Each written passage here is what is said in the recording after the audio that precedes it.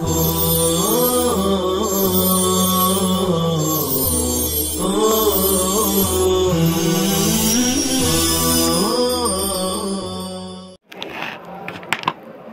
اللہ الرحمن الرحیم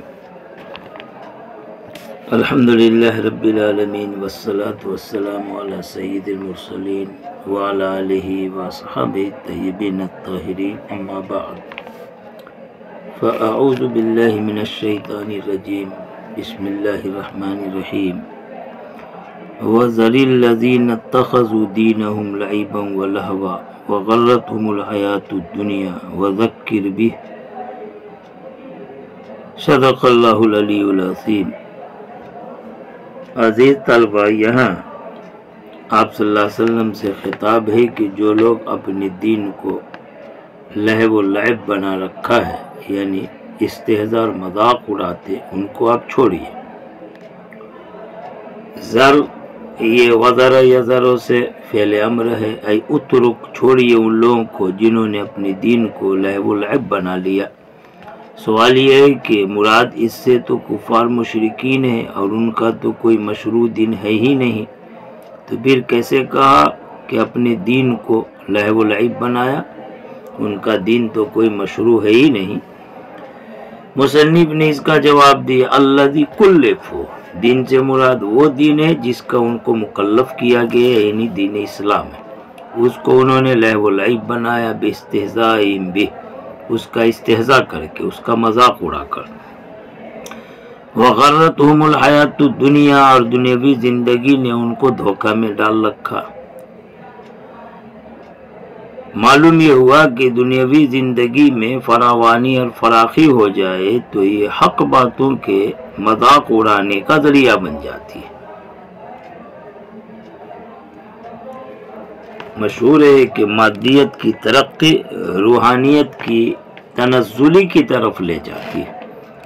فرمایا کہ آپ ایسے لوگوں کو چھوڑیے، ای فلا تتعرض لهم، یعنی آپ ان سے تعرض نہ کیجیے، چھیڑ چھاڑ نہ کیجیے۔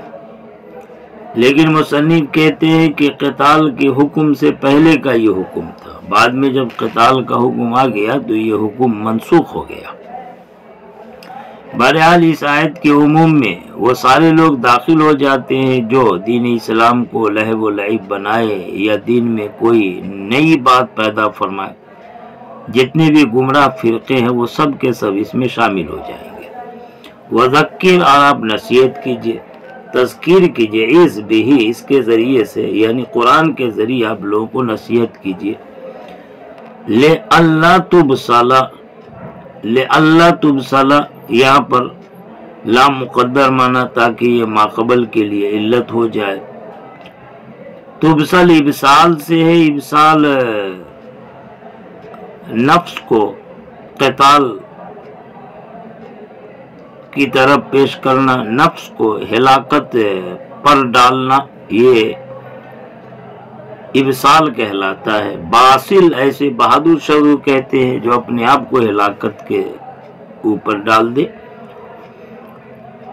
کہتے ہیں لِأَلَّا، تاکہ کوئی نفس نہ پیش کیا جائے، اَيْ لَا تُسَلَّمَ إِلَى الْهِلَاكِ، ہلاکت کی طرف اسے حوالہ نہ کیا جائے، بِمَا کَسَبَتْ، اس سبب سے جو اس نفس نے کیا، اَيْ عَمِلَتْ، جو کرتوت ہے اس کے سبب سے ہلاکت کی طرف نہ پیش کیا جائے، اس لیے آپ نصیحت کیجیے۔ لَيْسَ لَهَا مِن دُونِ اللَّهِ، اس نفس کے لیے کوئی نہیں ہوگا اللہ کے سوا، اللہ کے علاوہ ولی، کوئی ولی مددگار نہیں ہوگا، یعنی کوئی ناصر، ولا شفیع، نہ ہی کوئی سفارشی ہوگا جو اس نفس سے عذاب کو منع کر دے، دور کر دے۔ وَإِن تَعْدِلْ كُلَّ عَدْلٍ، اور اگر وہ پورے طور سے فدیہ پیش کرے، یہ عدل فدیہ کے معنی میں تفدی کل فدا، پورے طور سے فدیہ پیش کرے، لا یوخذ منہ، تو اس نفس سے اس کا فدیہ قبول نہیں کیا جائے گا۔ ایما تفدی، جو کہ وہ نفس فدیہ پیش کرے گا وہ اس کی طرف سے نہیں لیا جائے گا، نہیں لیا جائے گا اس سے۔ لا یوخذ، چونکہ فعل مجہول مذکر کا صیغہ ہے، اس لیے اس کا نائب فاعل مذکر نکال لے، ای ماں تفدی بھی وہ جو کہ نفس پیش کرے بطور فدیے کے، اس کی طرف سے اس کو لیا نہیں جائے گا، قبول نہیں کیا جائے گا۔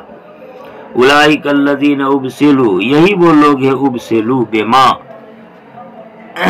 جن کو پیش کیا گیا ہے ہلاکت کی طرف اس سبب سے جو انہوں نے کیا ہے، ان کے کرتوت کی وجہ سے یہ ہلاکت کی طرف ڈال دیے گئے۔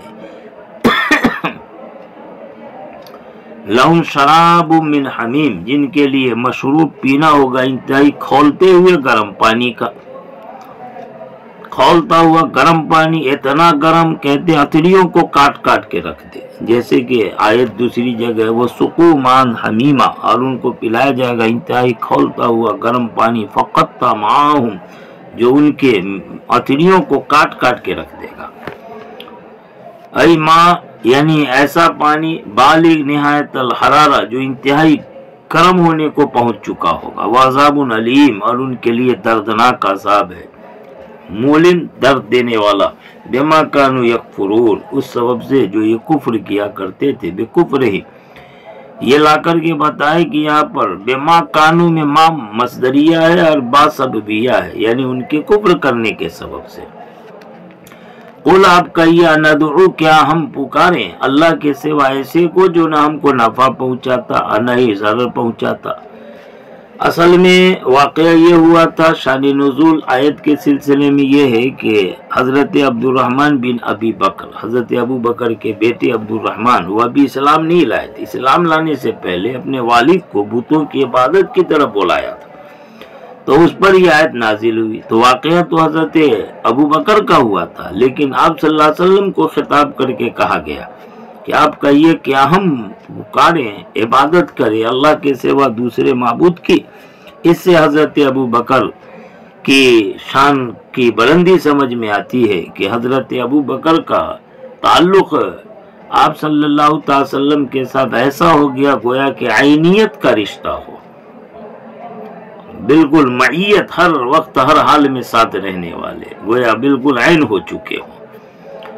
اس وجہ سے واقعہ ابو بکر کا تھا، لیکن حضور سے کہا گیا کیا ہم عبادت کریں۔ دعا عبادت کے معنی میں دعا جز بول کر کل عبادت مراد ہے، من دون اللہ، اللہ کے سوا اللہ کو چھوڑ کر، ما ایسے معبود کی، لا ینفعنا، جو ہمیں نفع نہ پہنچائے، یعنی جس کی عبادت سے کوئی فائدہ نہ ہو، ولا یضرنا، نہ ہی وہ ہمیں ضرر پہنچائے، یعنی اس کی عبادت چھوڑ دے تو اس سے ہمیں کوئی ضرر بھی نہیں ہوگا، وہو الاسنام، اور وہ بت ہے، ونرد علی عقابنا، اور ہم پھیر دیے جائیں علی عقابنا، اپنے ایڑیوں کے بل، یعنی ای نرجع مشرکین، یعنی مشرک ہو کر ہم پیچھے کی طرف لوٹ جائیں، بعد از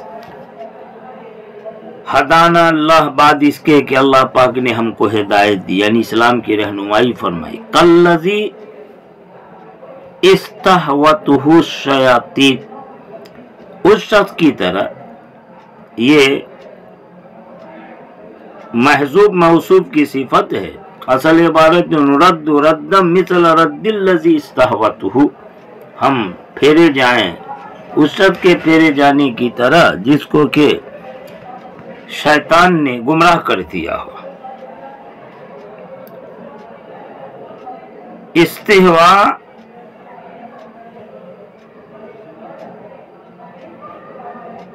اصل میں بولتے ہیں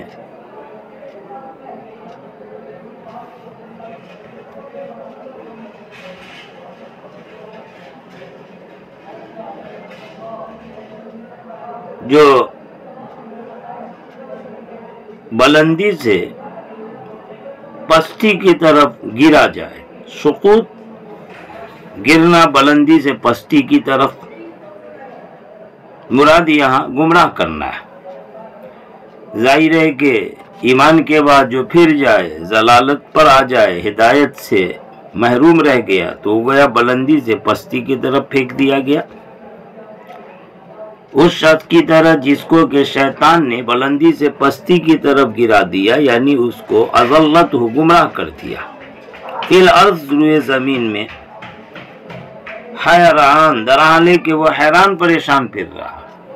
فی الارض یہ استاوتو سے متعلق ہے کہ اس کو شیطان نے پھینک دیا، گمراہ کر دیا زمین پہ، درحالے کہ وہ حیران ہے. یہ حیران یہ متحیر کے معنی میں، اور یہ استاوتو میں ہو ضمیر سے حال واقع ہے، یعنی اس کو شیطان نے گمراہ کر دیا، پھینک دیا بلندی سے پستی کی طرف، درحالے کہ وہ حیران و پریشان پھر رہا. لا یدری وہ جانتا نہیں، این یذهب کہ کہاں جا رہا ہے. یہ ترکیب میں استاوتو میں ہو ضمیر سے حال ہے. لو اصحاب اس کے لیے کچھ ساتھی ہیں، رفقہ رفیق کی جمع، یدعونہ جو اسے بلا رہے ہیں، الی الہدی ہدایت کی طرف، یعنی یہ کہ لیہدو کہ اس کی رہنمائی کرے ایسے ساتھی طریق صحیح راستے کی. یقولون لہو وہ اسے کہتے ایتنا آ جاؤ ہمارے پاس. فلا یجیبہم تو وہ ان کو جواب نہیں دیتا، اور اس طرف یہلک وہ ہلاک ہو جاتا ہے. والاستفہام للانکار، یہاں ندعو کے اندر جو حمزہ استفہام کا تھا وہ انکار کے معنی میں ہے، یعنی ہم اللہ کے سوا جو نہ نافع ہے نہ ضار اس کی عبادت نہیں کر سکتے. مناسب نہیں ہمارے لیے کسی کے لیے کہ اللہ کے سوا کسی کی عبادت کرے، جبکہ اللہ نے ہدایت عطا فرمائی، ایمان کی دولت عطا فرماتی. یہ استفہام انکار کے لیے، اور پورا جملہ جو تشبیہ والا تھا کالذی استہوتہ کہہ دے یہ نردو کے ضمیر سے حال ہے. نردو ہم پھیر دیے جائے اپنے ایڑیوں کے بل، درحالے کہ اس شخص کی طرح پھیرا جانا ہو جس کو کہ شیطان نے گمراہ کر دیا. قل اب کہیے ان ھدی اللہ یقیناً اللہ کی ہدایت، مراد اس سے دین اسلام ہے، یعنی اسلام هو الہدی یہی ہدایت ہے. یہاں پر مبتدا خبر دونوں معرفہ ہے، درمیان میں ہوا کی ضمیر شان ہے، اس سے انتہائی حس تخصیص اور تاکید کا مفہوم نکلتا. یہ ایسی ہوا جیسے کہ کہا ان دین عند اللہ الاسلام، کہ دین تو اللہ کے یہاں اسلام ہی ہے.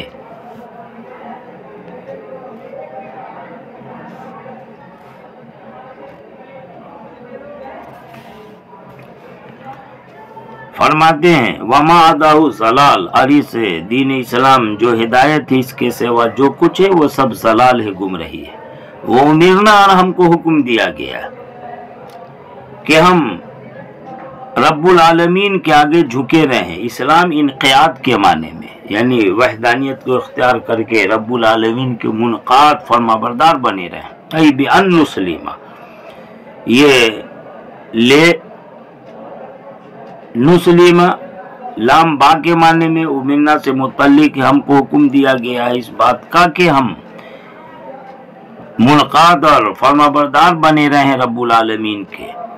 وَأَنْ اور نیز اس بات کا ہم کو حکم دیا، یہاں بھی با محذوف ہے، وَأَنْ أَيْ بِأَنْ أَقِيمُوا، اور اس بات کا حکم دیا گیا ہے کہ تم نماز قائم رکھو. وَاتَّقُوا اور اسی سے اللہ ہی سے ڈرتے رہو. نماز قائم رکھو اور اسی سے ڈرتے رہو. نماز کو خاص کر کے بیان کیا اس لیے کہ اسلام کا یہ انتہائی بنیادی رکن ہے. الصلاۃ عماد الدین، کہ اسلام کا ستون جو بنیادی ستون ہے وہ نماز ہے. اگر یہ ڈہ جائے تو پوری اسلام کی عمارت ہی ڈہ جاتی. وَهُوَ الَّذِي إِلَيْهِ تُحْشَرُونَ اور وہی ہے جس کی طرف تم سب اکٹھے کیے جاؤ گے. یہ ماقبل میں جو حکم دیا گیا تھا اس کی دلیل ہے کہ امتثال اوامر اجتناب نواہی کرتے رہو، کہ اس لیے کہ اللہ ہی کی طرف تم سب اکٹھے کیے جاؤ گے. ای تجمعون یوم القیامہ، یعنی قیامت کے دن تم جمع کیے جاؤ گے حساب کے واسطے. وَهُوَ الَّذِي اور وہی ہے جس نے کہ آسمان اور زمین کو پیدا کیا بالحق حق کے ساتھ. یہاں مصنف نے آئی محقل لا کر کے اشارہ کیا کہ بالحق جار مجرور محذوف سے متعلق ہو کر کے ترکیب میں حال ہے، درحالے کہ وہ برحق ہے پیدا کرنے والا. وَذْكُرْ یوم یقول، یہاں پر یوم ظرف کے لیے ہے اور اس کا عامل محذوف تھا نکالا، اور یاد کیجئے وَذْكُرْ یوم یقول، اور یاد کیجئے جس دن کے کہے گا وہ، یعنی اللہ پاک شے سے کن ہو جا فیکون، تو وہ چیز ہو جائے گی. یہاں یہ بات سمجھ لے کہ یہاں کن فیکون یہ تقریب فہم کے لیے ایک تعبیر ہے، تمثیل کی تعبیر ہے۔ کنایتاً یہ بتانا ہے صورت ایجاد کو کہ اللہ جو چاہے وہ وجود میں اتنی جلدی آ جائے، گویا کہ بولا ہو جا اور وہ چیز ہو جاتی۔ تو تقریب فہم کے لیے تمثیل کی تعبیر استعمال کی گئی ہے، کنایتاً صورت ایجاد مراد ہے، ورنہ اللہ کو کن کہنے کی بھی کوئی ضرورت نہیں ہوگی، اس کا معاملہ تو پلک جھپکنے کے برابر ہوتا ہے۔ ہو جا فیکون تو وہ چیز ہو جائے گی، اور وہ قیامت کا دن ہوگا، وہ اللہ کہے گا مخلوق سے قوموا اٹھ کھڑے ہو، فیقوموا پس کھڑے ہو جائیں گے سب۔ قولہ الحق اس کا قول بالکل برحق ہے، برحق قول یہی صدق یعنی ایسا سچا قول واقع ہونے والا، لا محالہ، محالہ میم کے فتح کے ساتھ مصدر ہے، حول کے معنی میں یعنی جس سے کبھی پھرنا نہیں ہوگا، مراد جس سے یقینی طور پر ہو کے رہے گا اس کا قول۔ وَلَهُ الْمُلْكَ اور اسی کے لیے ملکیت ہے، وَلَهُ الْمُلْكَ اسی کے لیے مل گیا، لہو جار مجرور خبر مقدم ہے جس سے حصر اور تخصیص کا مفہوم نکلے گا۔ یہ قیامت کے دن اسی کے لیے ملکیت کو خاص کر اس لیے بیان کر رہے ہیں کہ بھلے دنیا میں بھی اللہ ہی کی ملکیت ہے، لیکن مجازاً دوسروں کی ملکیت بھی مانی جاتی ہے، مگر قیامت کا دن جب قائم ہوگا تو اس دن حقیقتاً ہو مجازاً ہو کسی کی کوئی ملکیت کوئی اختیار نہیں رہے گا، اور اسی کے لیے ملکیت ہے اس دن جس دن کے سور پھونکا جائے گا۔ ای القرن، سور قرن سین کو کہتے، حضرت اسرافیل کی طرف سے وہ دوسری بار کا پھونکنا ہوگا جبکہ سب زندہ ہو کر کے اٹھ کھڑے ہوں گے۔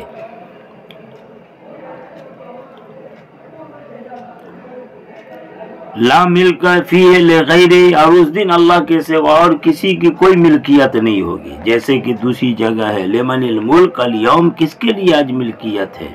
جواب ہوگا للہ، اللہ ہی کے لیے جو واحد اور قہار ہے۔ عالم الغیب وہ جو کہ غیب کا شہادت کا جاننے والا، غیب شہادت مطلب جو غائب ہے مخلوق سے، وہ ما شہید اور جو مشاہدے میں، یہ مخلوق کے اعتبار سے غائب اور شاہد ہے، ورنہ اللہ کے لیے سب کچھ شہادت کے درجے میں، کوئی چیز اللہ سے غائب نہیں ہے۔ فرماتے ہیں وَهُوَ الْحَكِيمُ الْخَبِيرُ اور وہ خوب حکمت والا، یہ ماقبل کی دلیل ہے، اپنے مخلوق میں حکمت اختیار کرنے والا، الخبیر بے باطن اشیاء، تمام اشیاء کے باطن کو وہ جانتا ہے، اس سے باخبر، ایسے کا ظاہری ہاں جیسے کہ اس کے ظاہر سے وہ خوب باخبر ہے۔ اللہ کے یہاں علم اور خبر کے اعتبار سے ظاہر اور باطن میں کوئی فرق نہیں ہے۔ وآخر دعوانا ان الحمدللہ رب العالمین۔